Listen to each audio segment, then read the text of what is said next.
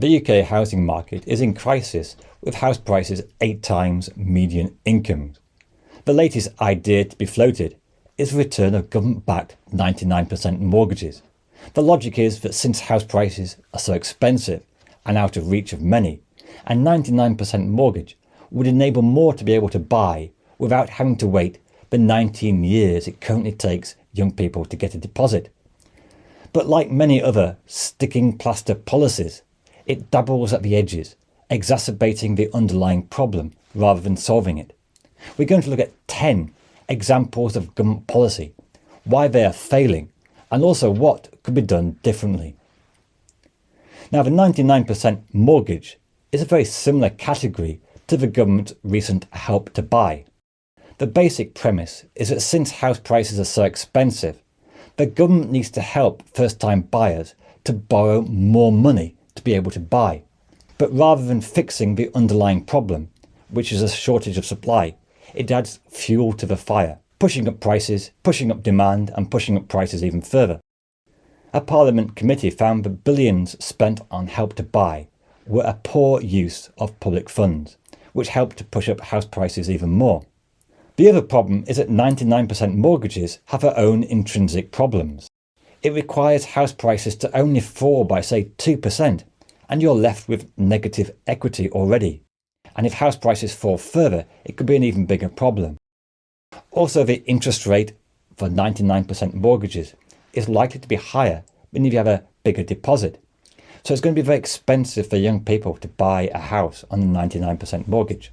Also, it's worth bearing in mind, we've tried all this before. One reason for the disastrous credit crunch of 2008 was a proliferation of risky mortgages. Remember the 125% mortgage? It was a kind of thing that precipitated banks like Northern Rock to lose so much money and cause government bailout. Last time it didn't end well, and going back to 99% mortgages seems like an aggressive step. Perhaps the biggest failure in UK housing policy was the decision to sell off council houses, just as the government decided to stop building them. This reduction in the supply of low-cost renting pushed low-income households into the more expensive private rented sector, increasing the demand for private rents, pushing up the cost of renting. 40% of council houses sold under right to buy are now let in the private sector, and the government is spending at least £25 billion a year on housing benefit to subsidise low-income households to live in houses the government used to own.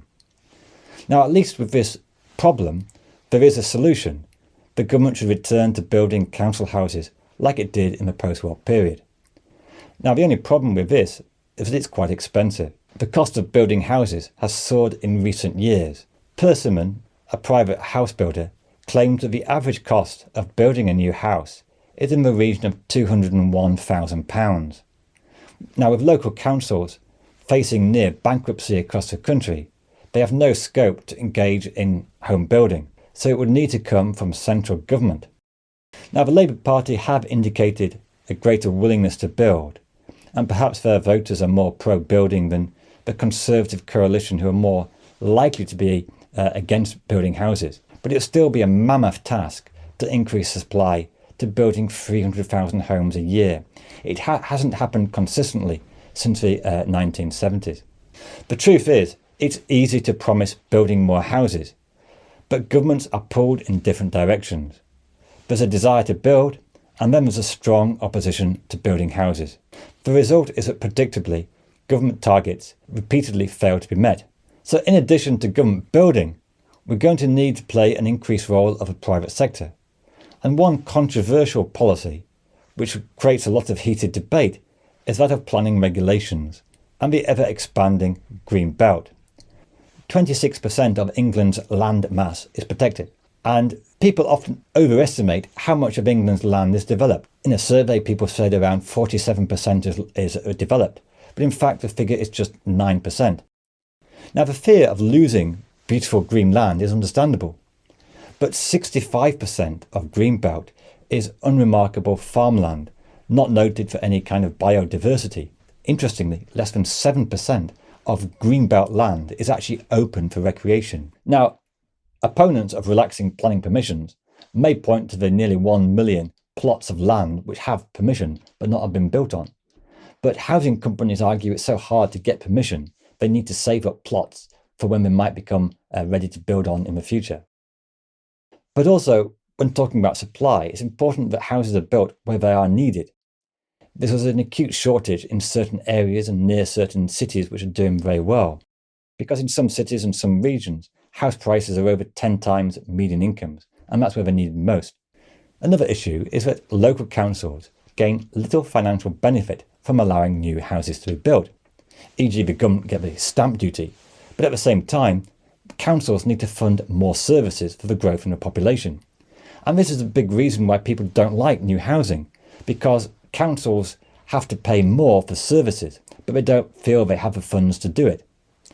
If there's a way to get councils to financially benefit from building new houses, then it would make it easier to sell to the local people, but we can actually increase services and roads to keep up with the growing population. Now, one important point to emphasise is that building more houses is not necessarily the magic bullet to increasing affordability. Increasing supply by even 1 million new homes is estimated to have a net effect of reducing prices by perhaps 10%. One indirect housing policy failure is the past 13 years of near zero interest rates, combined with quantitative easing. This inflated demand and caused house prices to rise much faster than earnings. It was just cheap to get a mortgage. Now, this isn't really government housing policy, it's a more reflection of the Bank of England and also the dismal state of the economy. And I think it would be a mistake to say that the Bank of England should use interest rates to control house prices, because they really have to focus on inflation and also attaining full employment. But it does show that it's difficult to solve a housing crisis when prices are artificially inflated by low interest rates. And also combined with that is a very low growth in real wages. Prices have gone up, but wages haven't. Now, immigration is often cited as a major cause for the UK's housing problems. And in the past decades, especially the past few years, the UK has seen high levels of migration, which have increased the number of households and increased the demand for housing. Now, despite promises to cut immigration levels, the ONS forecasts that the UK population is going to continue to rise in the future, and therefore housing demand too. Government promises over restricting immigration is rather similar to their promises for building new houses. They both seem to suffer the same fate of not being achieved. Now, I think it would be a mistake to say that immigration is the root cause of a housing crisis. It's more like that it's magnified demand and magnified some of the increase in prices, especially last year when private rent increased a lot because of migration.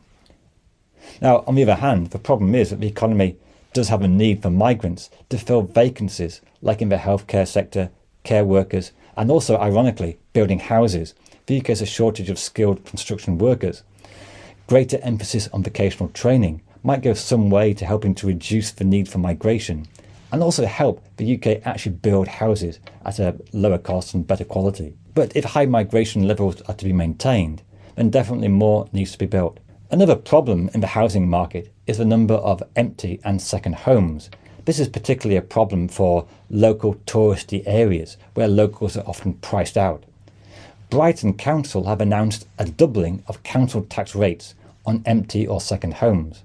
Now, it's not a panacea, but it has a strong logic, and I won't be surprised if more local councils follow this approach to try to reduce the demand for second and empty homes, freeing up more homes for other people. Another problem in the housing market is the huge difficulties and cost in moving house. It's led to a turgid housing market, falling transactions, where people stay in inappropriately sized homes. For example, older people living in oversized houses when they might prefer a more age-specific, smaller house. Stamp duty is a major cost of moving. For primary residences, there's a case to abolish stamp duty completely and replace it with a different form of tax. Now, stamp duty on property raised £14 billion in 2023, so it would need a significant alternative. I would suggest expanding inheritance tax or capital gains tax. If your parents don't pay stamp duty, they will be able to leave you more.